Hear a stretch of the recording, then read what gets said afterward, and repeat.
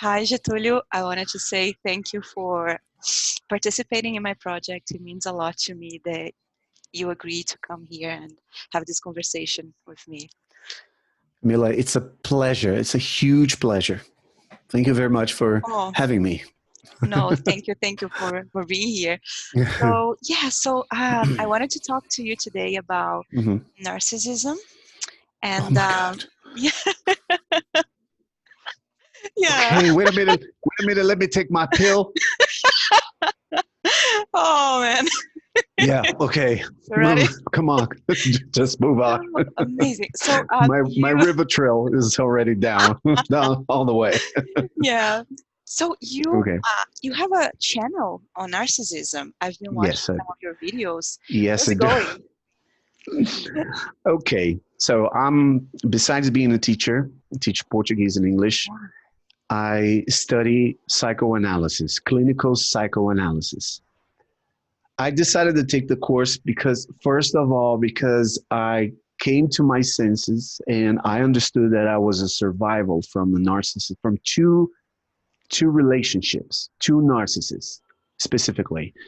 I'm not going to quote any names or the level of relationship I had with these two persons, because of course I'm not going to expose anybody here. But I was not the only one. More members of my family were victims as well.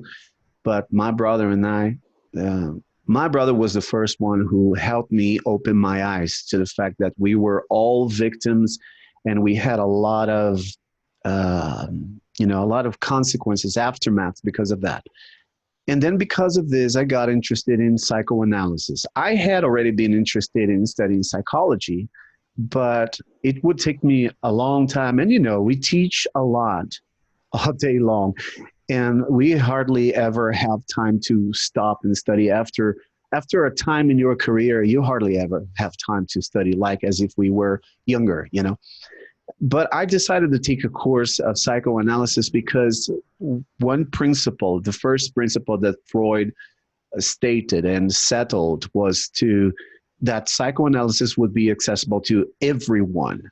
No matter your degree, you will be able to study, you will be able to be part of to be a member of the society, as long as you complied with all the things that you had to, in terms of studying, dedicating yourself, having analysis as well. And I started having analysis. So my first step was to start having analysis. Of course, I had to deal with a lot of things like panic, anxiety crisis, and all this stuff. But after that, I decided to find a psychiatrist, find a psychologist, to start a treatment. And after that, studying about narcissists. And after studying and after watching a couple of videos on YouTube, I thought to myself, why not taking the course? Why not studying? Why not? And in the first mission I had in my mind, I set my heart on studying, not because most people say, oh, I want to know myself. No, I want to know myself, and I want to help people as well, because I'd like to help people open their eyes. We are surrounded, society is surrounded with people, with narcissist people. Wow, amazing. That's amazing. Your motivations, your motive is amazing. So so what I did when we talked and we decided to talk about this topic, you sent me a lot of information, and I appreciate you so much for doing that. And I was obsessed over your channel and over the other channels and material that you sent my way. One thing, so I made a lot of notes, as I told you, and I have some questions for you, because I was, as I was watching. Is this going to be a test or something? No, maybe I'm sharing with you. Okay. I'm sharing with you some of my thoughts, all right. and then since you have a little bit of more experience than I on this search and on this path, you can maybe clarify some things that I got wrong. Okay. So here we go. So here we go. I absolutely loved, but I was panicking over the video of the narcissist. How is it he called that you sent me? The Sam Vakning? Sam Vakning. At first, when I was watching, because you sent me that there was someone who was a confessed narcissist, and then I didn't know which one was, but I was Sister watching. Shaman. I think it was Sister Shaman. Yeah, Sister Shaman. Yeah. Yeah. But I was watching the video that was most horrified about was the Victor. Victor, is that his name? Sam Vakning. Sam Vakning. Yeah, Sam Vakning. And as he was describing the mind of a narcissist, I was so impressed by him. He's had this captivating speech, and I was like, I was wondering if all narcissists are like that, because I have an experience. I have had a relationship with a narcissist, but thank God I realized that. But yeah. Do you think that every narcissist, I have so many questions, but every narcissist have this spell on you? Like they can, I don't know, they can take you. They can cast a spell on you, something like that. Cast a spell on you and convert you into a narcissist as well. Because what I came across was as I was reading, is that narcissists, they have like two selves, a false self and a child who was traumatized at a very young age. Probably this person has had parents that were narcissists as well, or maybe, I don't know, some terrible experience in the past. So do you think that narcissists, they want to, they cast a spell on you and they try to make you one of them by it, or they just want to control you and they do not think that you can be one of them? Well, first of all, it's important. That's a very good question. Very, very good question. Why? Because a lot of people don't understand why are they like that? Why they are like that, you know? But in general, it is important. And in one of my videos, I explain some traits of the personality of narcissistic people. The narcissist, first of all, it is called narcissistic personality disorder, you know. But I'm not going to go throughout explaining each of the traits, but there is one trait that I particularly understand, which is one way I found to explain to everybody what a narcissistic personality disorder, a person with narcissistic personality disorder is. Basically, this person, I can use a metaphor, or I can use an illustration for you to understand. Okay, have you ever watched a movie that there is a vampire, and this vampire has a servant, he has an employee? Okay, so what is the vampire? The vampire doesn't have blood, fresh blood in his body, right? And he needs fresh blood to survive, because whenever he is hungry, if he doesn't have blood, he's going to die, right? And that's why he needs blood. And he needs blood, especially the fresher the blood, the better it is. And in most movies, okay, you disappeared, but that's okay. That's a beautiful picture. Okay. Thank you. Okay. And if you watch carefully these movies, they can teach us one basic and a very good principle about about the narcissistic people. First of all, they need others to survive, because they don't have their self is totally empty, because the child died inside. That child inside of this person died, right? And this person needs to nurture from another person. So they nurture themselves from the talents, from the skills, from the personality, from everything that they have. So they are mainly bloodsuckers. They're like leeches. They suck your blood in order to survive. The problem is that whenever you And they do that very well because they bombard you with love. But it's this love bombing. I think that you have heard the term love bombing. Yeah. Love bombing is a kind of, it can be anything like a gift they give you. It can be compliments that they give you. It can be anything that will please you in order to disguise that they are sucking your blood. Yeah, metaphorically talking, obviously. So this is what they do. For example, I'm a vampire. You are my servant. You are my you are my employee. Yeah, but I pay you nothing. What I give you is only the housing, the food, and protection, because I'm terrible. I know how to manipulate people. I know how to get people, bad people, away from you. So I protect you. So I'm pretty much like, if you watch cartoons, for example, Scar from the King Lion or Lion King. What's the name of it? King Lion? King Lion, I think. King Lion, yes. If you take the brother, for example, which is also the representation of one of Shakespeare's play, he is a narcissist because he is pretending to be somebody good to his nephew, but he murdered his brother, his own brother, in order to take over the throne.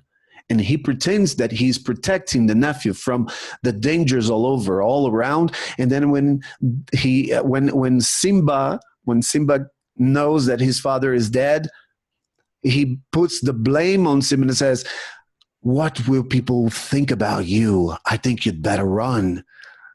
And they nurture you. They bombard you with love, but they always put the blame on you when something goes wrong. But actually, it's not something you did that was wrong. It's something they did that was wrong. So they never account for their mistakes. And the problem of you told me, can a person who is a victim of a narcissist also become a narcissist? Yeah. Yes, they can, but mostly what happens is that they become codependent. Why? Because this person, as I gave you the example of the vampire that has a servant, this servant will be someone who is going to be nurtured by the vampire. And one thing that he has, for example, is the very low self-esteem, because he's always, most of them they have their hunchback and say, "Okay, my lord, okay, I will do my best to serve you, my lord." And then he says, "You are a piece of trash, but I like you." Yeah. This is what they do all the time. Yeah. You know nothing, but at least you help me in the house, but I protect you. I can protect you from the dangers of the night. Yes. Yes. And this is what they do. Yeah.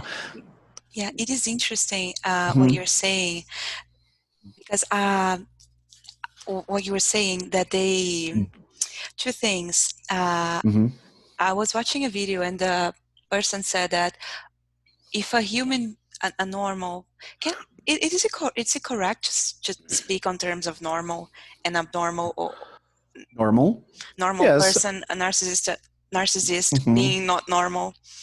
Yeah, okay. I think so. Okay, so okay, so a functional person. Yeah, a functional human being, if it goes to an island, suffers an accident or something, it is in an island, that person will have the sense of self. Even though that person might not see anyone forever. But a narcissist needs the reflection of others in order to live in the society, because they're empty. And exactly. And it was so interesting when a narcissist, that the video I was watching, said that it is not, it is not difficult to deceive you into believing that I'm human. He was saying that he has nothing inside, that people will look at him and and deceive him, think that he's like them, but he's not. He's empty. He has no self. And I was watching that brilliant guy speaking. How is it possible that this person has no self? What does a narcissist has inside? I mean, it is a robot, like Yeah, first of all, what they don't have is empathy. yeah. You know, they can be sympathetic, but have zero empathy. Okay, so you know the difference between being sympathetic and empathic. For example, sympathetic is, oh, you need help. I can help you. Okay, but if I help you, it's going to be on behalf of myself. It's going to be to benefit myself. Mm-hmm. You know, it's all about me. Yes, for example, a person, yeah, we tend to think that the narcissists, they don't have any feelings. They do. They do have feelings, What but kind of feelings? but they do have feelings, but they have feelings about what feelings about themselves, Mm-hmm. especially because, for example, they have a sense of self-importance and grandiosity. Yeah. So they feel important, but that is actually a false sense of feeling, but they do have. So it is all distorted. It's all twisted, you know. So they crave for admiration. Why do they crave for admiration? It's not that they don't have feelings. Actually, the feeling of abandonment, it's so strong in the narcissist that they need to nurture to fill in the empty space, the empty space there with admiration. Mm-hmm. Yeah. You see, because they are the most insecure people on the planet. Mm-hmm. They are, but they hate to let people know that they are feeling lonely, that they are feeling abandoned. So they crave for admiration in order to feel like, okay, I was brilliant today. Oh wow. Yes. Yes. Isn't it? Yeah. And another thing that I discovered is Mm-hmm. that they do not have the power in a relationship. Mm-hmm. You have, the victim has, but they Mm-hmm. trick the victim into thinking that the victim has zero power. Uh-huh. And yeah, and it is very hard to see for me when I discovered this, when I came Mm-hmm. across, it was like, can I say, a bitter pill to swallow, Uh-huh. that Yeah, yeah. that there is no one I there. I mean, that the person that I mm-hmm. believe that was there Mm-hmm. actually, I don't know, was, what is this? What is the empty entity? Mm-hmm. I mean, and then I was thinking also. I was maybe thinking too much, because yeah, I Uh-huh. think, help me understand, because so Okay. so I know it's confusing. I know. yeah. So Mm-hmm. for example, this person has zero empathy, Mm-hmm.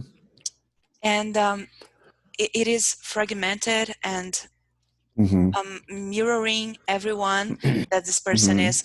But aren't we all? I mean, what is the difference? The fundamental, it is empty. It is just the Mm-hmm. lack of empathy.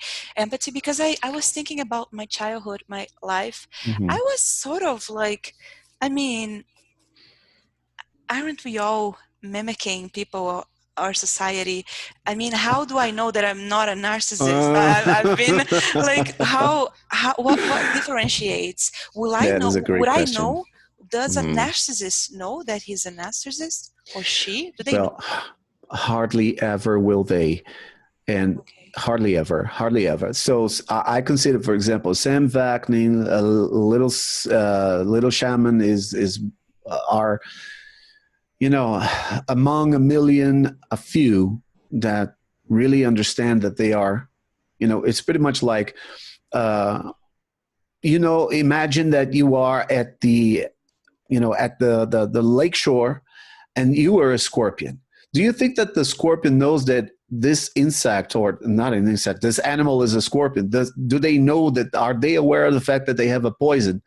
Okay, if they had a brain, if they had a reasoning like us, it's pretty much like the story. That story that I always use to illustrate that when the person admits, when the person understands that he is a narcissist, he will say, look, don't put me on your back to cross the river, because I'm gonna bite you. I'm gonna sting you. I'm going to give you a very strong sting at your back, and I'm full of poison. So don't trust me. So keep an eye on me all the time. Don't let me do this thing. Don't let me do that thing. Don't let me manipulate you. So Sam Vaknin is like this, and that's why he's still married, and he's been married for many years with the same wife. Unbelievable. Believe it or not, there is a video of his wife talking and explaining the whole thing. Oh, I would like to see it. Yeah, seriously. So the situation is pretty much like this. You have the scorpion and you have the toad at the lakeshore, and the toad is going to cross the river, going to cross the lake. And the scorpion comes up and says, hey, help me cross the river. Put me on your back. And the toad knows that the scorpion is going to bite him. So he says, no, you're going to sting me. You're going to kill me. No, I promise that I'm not going to kill you. Now, in the middle of the crossing, the toad is hit by the scorpion, and he says, "Well, what have you done?" I said, "It was stronger than I. I'm sorry." But do they feel sorry? Actually, they don't feel sorry. They feel sorry for themselves only. They have a very strong, how can I say, self-piety. I don't know if I can use this word, but I think I can. They don't feel sorry for other people. They want to survive, and that's the only way that they can. Because what this guy who's been married, I always forget his name, Sam Vaknin? What he's doing, he feels not serve himself. When he's a narcissist and he's telling people, do not trust me, it takes a lot of awareness, to do that. And well, it's really rare, isn't it? Yeah. I'm still trying to figure that out because I've never heard that before. My brother was the one who came up and said to me that there was this guy on the internet talking about the narcissist and everything, that he himself was a narcissist. The first question was, I asked my brother the same question, and I said, how come? Is he a narcissist? And he talks about a narcissist. Is he a kind of a Mr. M? Do you remember the Mr. M? Yeah, exactly. Who used to unveil all the secrets and magic tricks and stuff.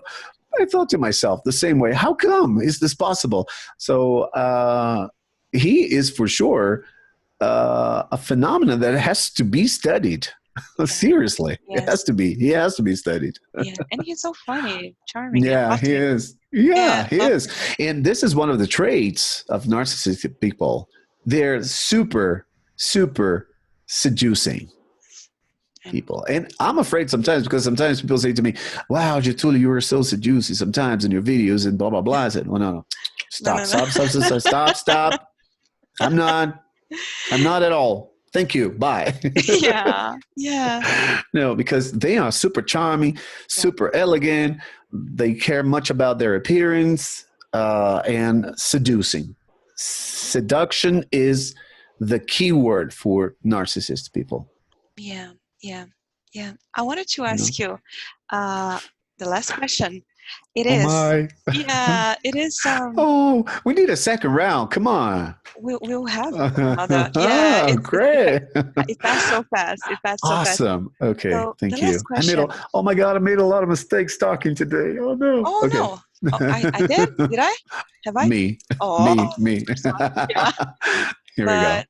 Let's go. I would like to ask you, if a person discovered that a person discovered that they have been a victim, they have been victims of narcissists. So I've read that it is not good to confront the narcissist. And not at all. What does this person needs to do? I mean, how to start like healing these wounds, those years of the healing process is so painful. It takes years. But a rule of thumb is the first thing. If you can, because sometimes you can't avoid, sometimes it's a relative. You live with a relative, like a father, mother, a brother, sister, an uncle. You live in the same place. Sometimes it's impossible.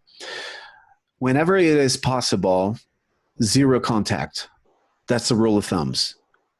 Number one, zero contact. Don't WhatsApp, don't Telegram, don't email them. Don't ever talk. Just turn your back, turn around, and goodbye forever, forever. That's the best you can do. But if you cannot avoid, because if you still live with a person, there is a technique called the gray rock. I don't know if you've heard. The gray rock is you're not going to feed the person back. Yeah. Okay, how? I'm going to give you an example, a very fast, very quick example. How am I not going to feed? Let's suppose it's my mom, okay? My mom is a narcissist, and my mom comes to my house, or we live in the same house, and my mom sees that I bought a new watch.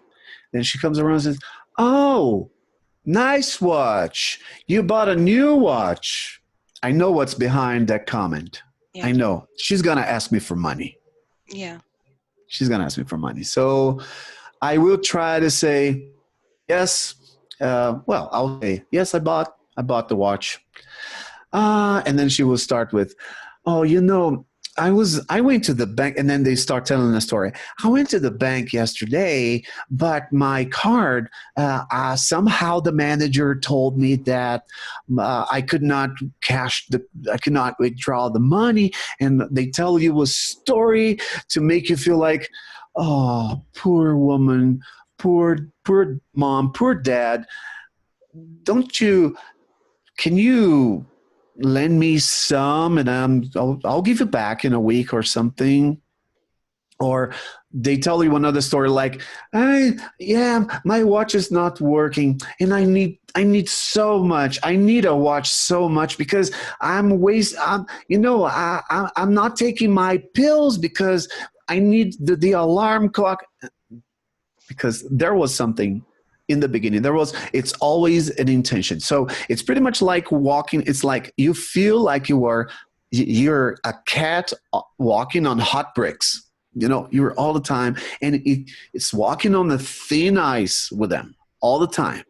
So you know that anytime there's going to be a crack. So move slowly. Don't feed them back with something like, "Oh yes, I paid $200 for this watch." Now, don't mention any prices don't reveal them how much money you spent. Don't tell them how much money you spent your latest vacation. Don't tell them anything, because anything can be a source for them to use against you.